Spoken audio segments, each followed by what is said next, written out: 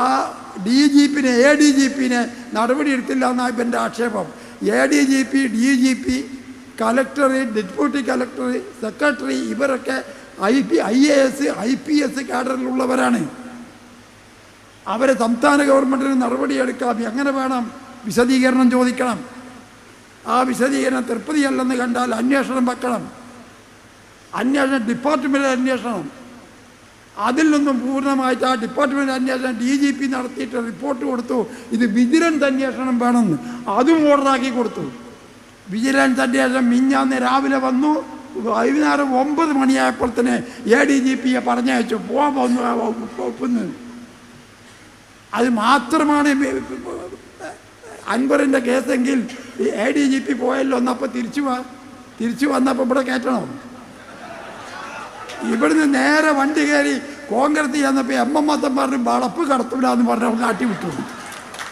പിന്നെ ലീഗുകാരനെ പിടിച്ചിട്ട് ഇവിടുത്തെ നമ്മുടെ ഇടക്കരെന്ന് പറയുന്ന ലീഗുകാരനെ കൊണ്ടൊരു പ്രസ്താവന കൊടുപ്പിച്ചു.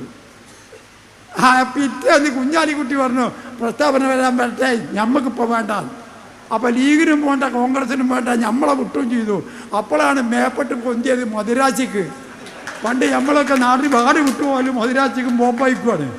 മധുരാശി എന്ന് DMK-നെ കണ്ടപ്പോൾ DMK അവിടുന്ന് പറഞ്ഞു, കമ്മ്യൂണിസ്റ്റ് പാർട്ടി ഞങ്ങളും സഖ്യകക്ഷികളാണ്, ഇവിടെ വേറെ എല്ലാ സ്ഥലത്തും ഇവിടെ എന്നെ കയറ്റൂല, പുറത്തെന്ന് പറഞ്ഞു.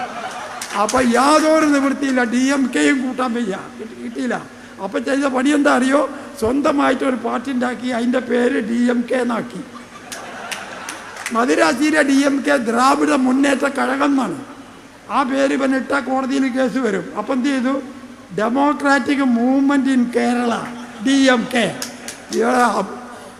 അൻവറെ, ഇതൊക്കെ ആരോടാണ് ഈ കളിക്കുന്നത്? ഇത്രയൊക്കെ വിവരമില്ലാത്തവരാണ് കേരളത്തിലെ ആളുകൾ എന്ന് വിചാരിച്ചു ഞങ്ങൾ? ഇതൊക്കെ നമ്മളെ കേരളത്തിലാണോ ഈ കളിക്കുന്നത്? ഇതിനെപ്പറ്റി ഒരു വിവരമില്ലാഞ്ഞിട്ടല്ല, കള്ളത്തരം കാണിക്കുക.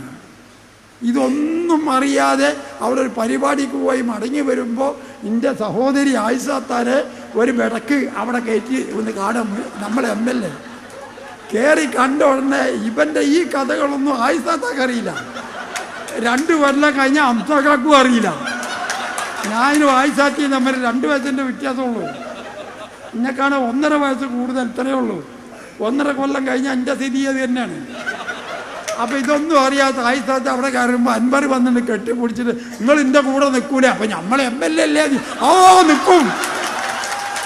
ഉടനെ അത് ഫോട്ടോ എടുത്തു. പറഞ്ഞ് നമ്മൾ MLA അല്ലേ, എൻ്റെ കൂടെ നിൽക്കും, മറ്റൊന്നും അറിയില്ല, എൻ്റെ കൂടെ നിൽക്കും. ഉടനെ അത് ഫോട്ടോ എടുത്തിട്ട് പത്രത്തിൽ ആയിഷാത്തയും അൻവറിൻ്റെ കൂടെ TK ഹംസ എൻ്റെ കൂടെ എന്ന് പറയാഞ്ഞത് എൻ്റെ ഭാഗ്യമായി. ഇങ്ങനെ ഒരു നാടകം കളി ഞാൻ കണ്ടിട്ടില്ല.